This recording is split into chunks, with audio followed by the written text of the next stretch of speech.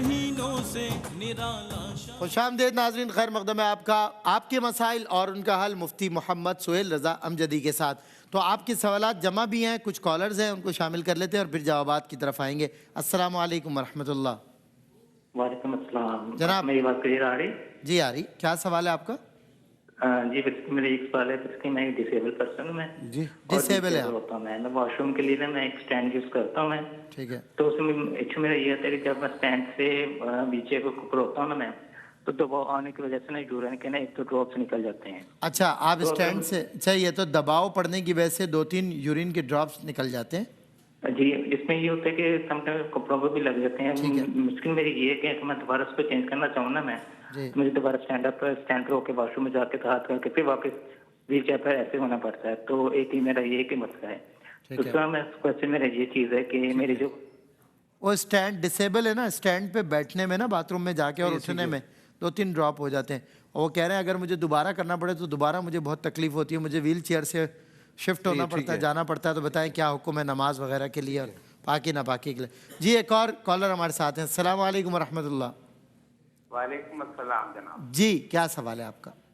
Sir मेरा सवाल ये है कि जो दुआए तरावी है जी, वो दुआए तरावी, जी जी सुन रहे हैं। मुजीर पे खत्म या दुआए तरावी या मुजीर पर खत्म हो जाती है या बेरहमत का या अरहमर राहिमीन की उसका हिस्सा है? क्या दुआए तरावी किस पे खत्म हो जाती है? या मुजीर, या मुजीर, हाँ, या अरहमर राहिमीन भी उसका हिस्सा है बाद में जो कभी कुछ लोग पढ़ते हैं। ठीक है। और सवाल मैंने दूसरा सवाल भी है मैंने भी दूसरा सवाल क्या है आपका? दूसरा सवाल मैंने 2 दिन पहले पूछा था आपने कि बाहर जगह हम वुज़ू करते हैं तो पानी नमकीन होता है। ठीक है। क्या होता है? तो नमकीन पानी, वो क्या कहना चाहिए, नमक सा घुल जाता है, तो उसका रोजे पे क्या असर? नमक का जो जायका है वो मुंह में खारे पानी का आ जाता है, तो उससे रोजे पर कोई फर्क तो नहीं पड़ता। ये सवाल है। बाज़ औक़ात तो साहब बहुत ज्यादा खारा होता है पानी बाज़ इलाकों में। जी अस्सलाम वालेकुम। अस्सलाम वालेकुम। जी क्या सवाल है आप? सर मेरा सवाल ये है कि हम जब अब असर की नमाज में पढ़ रहा हूँ तो मैं कज़ा नमाज कैसे, पहले असर की नमाज से अदा करूँ या बाद में? क्या मतलब? कज़ा नमाज पढ़ रहे, असर की कज़ा भी पढ़नी है अदा भी पढ़नी है, तो पहले कज़ा पढ़ूं या पहले अदा पढ़ लूं? ठीक है, बताएंगे इंशाअल्लाह। जवाबात की तरफ आ जाए मुझसे। और कल के भी कुछ जवाबात हैं, तो लिहाजा पहले मुकम्मल फरमा लें, फिर कॉलर को ले लेंगे। जी जी, अब कॉलर का न लें। जी जी, तो कॉलर अब नहीं ले, अब नहीं ले। काफ़ी सवालात है क्योंकि 7 मिनट है ना। जी जी जी। अच्छा, एक सवाल ये हुआ जो कल हुआ था जी जी, कि बहन ने कहा कि हम मियाँ बीवी हैं, मरीज़ हैं, और जो मेरे ससुराल वाले हैं वो एक प्लॉट पहले भी मेरा खा चुके हैं, अब दूसरे पर भी कब्ज़ा करना चाहते हैं, तो क्या ससुराल वालों का हिस्सा बनता है? इनकी औलाद नहीं है।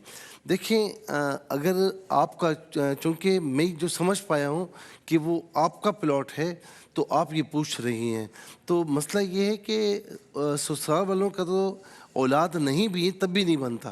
बिल्कुल सही, ससुराल वालों का नहीं बनता। हाँ, औरत अगर इंतकाल कर जाए तो उसकी विरासत में अगर औलाद है तो शोहर का चौथाई बनता है, औलाद नहीं है तो शोहर का निस्फ बनता है। अब जो शोहर का बनेगा ना, तो शोहर के तवस्सुस से इनके ससुराल वालों का बन सकता है, यानी शोहर का इंतकाल हो जाए, उनकी औलाद नहीं है, तो फिर उनकी बीवी का भी हिस्सा होता है, उनके माँ बाप का भी हिस्सा होता है, और बहन भाइयों का भी हिस्सा होता है शोहर के तवस्सुस से। डायरेक्टली आपके हिस्से में से उनका कुछ भी नहीं है। आपके हिस्से में से आपके वालिदैन का होगा, शोहर का होगा, औलाद ना होने की सूरत में आधा हिस्सा होगा, और बाकी आपके वालिदैन का होगा और बहन भाइयों का होगा। तो लिहाजा उनका कोई हक नहीं बनता कि वो खामखा, और वैसे भी जब तक बंदा जिंदा है किसी का हक नहीं बनता कि वो उससे कुछ छीने या कुछ ले। हर एक अपना जिम्मेदार है, तो आपकी चीज़ है तो आपसे कोई छीन नहीं सकता। अल्लाह रब्बुल आलमीन करम फरमाए और उनको भी हिदायत अता फरमाए। एक सवाल ये पूछा कि बहन भाई हैं और वालिद की जायदाद में एक बहन ने ना, इनकी दूसरी माँ से है, तो एक बहन ने बाप की जायदाद पर कब्ज़ा कर लिया है, तो बहरहाल ये कि कब्ज़ा कर लिया है तो उनको जवाब देना पड़ेगा गलत किया है। और याद रखें कि जिसने किसी की एक बालिश ज़मीन पर कब्ज़ा किया है ना, तो تو وہ قیامت میں یوں سمجھ لیجئے کہ اسے آگ کے توق پہنائے جائیں گے. ذرا سا غور کر لیجئے کہ جو غضب کرتے ہیں دوسرے کا مال ہڑپ کر لیتے ہیں, اللہ تعالیٰ محفوظ و معمون فرمائے. اس کے بعد آ جائیے آج کے سوالات پر کہ مجبوری کی, یہ بتا رہے ہیں کہ مجبوری کے تحت کوئی اگر یہ کہے کسی سے کہ عیسیٰ علیہ السلام فوت ہو چکے ہیں تو اس کا کیا حکم ہوگا. دیکھیں مجبوری کون سی ایسی ہے, کون ایسا بندہ سامنے تھا کہ جس کو آپ نے کہنا تھا. خامخواہ اس طرح مجبوری نہ بنائیں. حکم یہی ہے جو عیسیٰ علیہ السلام کے متعلق کہ وما قتلوہ وما صلبوہ ولکن رفع لہم, کہ انہیں قتل بھی نہیں کیا گیا, سولی بھی نہیں چڑھایا گیا, انہیں آسمانوں پر اٹھایا گیا ہے.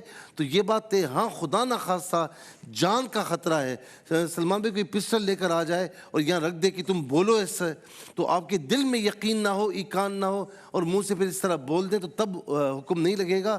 لیکن اگر کوئی اقرار نہیں ہے, کچھ بھی نہیں ہے, اور کوئی قرآن و حدیث کے مخالف بات اس طرح کہتے تو حکم لگے گا. ہاں جان کا خوف ہو, کسی نے پسٹل رکھ دی ہے تو تب معافی ہے. اس کے بعد جو ہے وہ کہا کہ 50 لاکھ پر کتنی زکوٰۃ ہوگی. میری بہن میں یہ عرض کر دیتا ہوں کہ 1 لاکھ پر 2500 ہے, 1 لاکھ پر 2500 ہے, تو آپ حساب لگا لیں کہ 50 لاکھ پر کتنی بنے گی. اور ایک اور چیز جو کل آپ نے توجہ دلائی اور آپ کا شکریہ, کہ جیسے کسی کے پاس آدھا تولہ سونا ہے اور 60-70 ہزار کی رقم ہے, تو آدھا تولہ سونا تقریباً یہ بنتا ہے 3 لاکھ کا, اور 60-70 ہزار کی جو رقم ہے تو 3,60,000 70,000 ہوئے, اور 52.5 تولہ چاندی وہ میرے خیال میں 5.5-6 لاکھ روپے کی. تو لہٰذا کوئی اگر آدھا تولہ سونا ہے 60-70 ہزار کی رقم ہے تو اس پر زکوٰۃ نہیں ہوگی, زکوٰۃ نہیں دینی ہوگی. اور اس کے بعد کہا کہ روزے میں پیریڈس آ جاتے ہیں تو پھر کیا کیا جائے, کیا کیا جائے.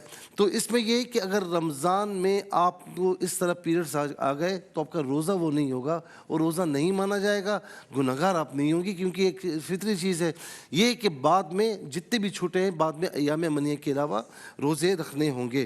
پھر کہا کہ مغرب کے بعد آئے تو کوئی مسئلہ ہی نہیں ہے, مغرب کے بعد آئے تو روزہ بھی آپ کا پورا ہو جائے گا. اور اس کے علاوہ بہن نے پوچھا کہ تراویح کتنی پڑھتے تھے حضور نبی کریم علیہ السلام.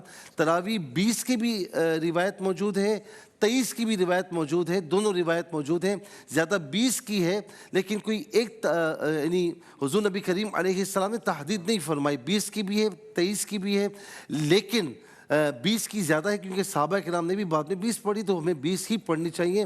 اور اس میں ایک لوجک اور بھی ہے کہ جتنے بھی فرائض واجبات ہیں نا پورے دن کے, تو ان کی تعداد 20 ہی بنتی ہے. اس کے بعد جو ہے فرمائے کہ اسلامی نام بیٹے کا کیا ہونا چاہیے. بہت پیارا نام, محمد عبداللہ, محمد عبد الرحمن, محمد مصطفیٰ, ان میں سے کوئی بھی نام رکھ لیں, اللہ تعالیٰ برکت عطا فرمائے. سامان 3,000 کا, پرچی 4,000 کی بنا کے دے رہے ہیں. ہاں یہ تو بالکل جائز نہیں ہے اداروں میں, یہ تو پوچھنا بھی نہیں چاہیے آپ کو اس طرح, یہ جائز نہیں ہے بالکل. وہ کہتے ہیں ملازمین جو ہے نا صاحب, خیر مذاق کی بات ہے لیکن ہے تو غلط ہی, وہ کہتے ہیں کہ وہ مالک نے ایسے تو پیسے دینے نہیں ہے بھائی, نہ ان کو رحم آنا ہے ہمارے اوپر, وہاں کام نہ کریں. ہاں بالکل, کام نہ کریں, جتنا کام ہے تنخواہ تو مل رہی ہے نا آپ کو, لیکن یہ کرنا بالکل جائز نہیں ہے. یہ بڑی بڑی کمپنیز میں کیا جاتا ہے, اور میرے پاس کئی سے مسائل آتے ہیں, یہاں تک کہ پیٹرول جو ہے فیول ڈلوایا کتنے کا, پرچی کتنے کی بنوا رہے ہیں. تو اللہ تعالیٰ معاف کرے, یہ حرام ہے, یہ جائز نہیں ہے. خواتین کا مزار پر جانا تو کیا دعا, خواتین پر علماء کرام کے نزدیک مزار پر انہیں نہیں جانا چاہیے, کیونکہ وہاں پر مردوں کا بھی ہجوم ہوتا ہے, اختلاط ہونے کا خدشہ ہوتا ہے, تو وہاں خواتین نہ جائیں. خواتین گھر بیٹھے بیٹھے صاحب مزار کو ایصال ثواب کریں. پڑھا کیا جاتا ہے, تو آپ جب گھر بیٹھے ایصال ثواب کر رہی ہوں تو 1 مرتبہ سورہ فاتحہ, 3 مرتبہ سورہ اخلاص پڑھ لیں, یا کوئی بھی سورت پڑھ لیں, سورہ یاسین پڑھ لیں, سورہ ملک پڑھ لیں. ان کو ایصال ثواب کرنے کے بعد ان کے وسیلے سے دعا کریں. پھر اس کے بعد یہ پوچھا کہ آیت الکرسی فرض کے بعد یا پوری نماز کے بعد پڑھیں. پوری نماز کے بعد بھی پڑھ سکتی ہیں, فرض کے بعد بھی پڑھ سکتی ہیں, لیکن فرض کے بعد پڑھنا زیادہ افضل ہے.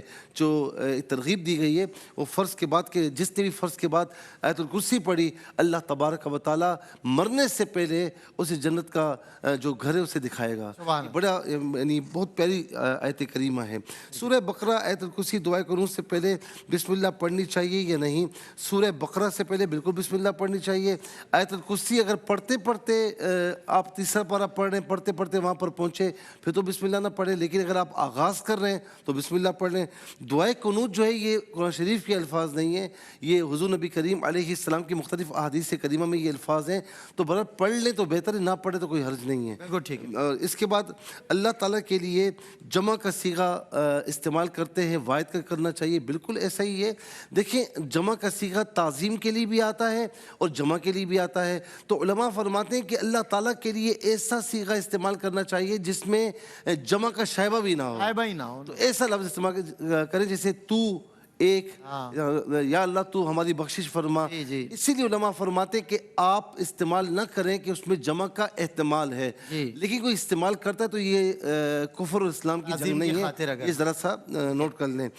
سمیع اللہ لمن حمیدہ حمدن کثیرن مبارکن یہ پڑھا جاتا ہے, تو بالکل یہ پڑھا جاتا ہے, اس کے الفاظ ہیں.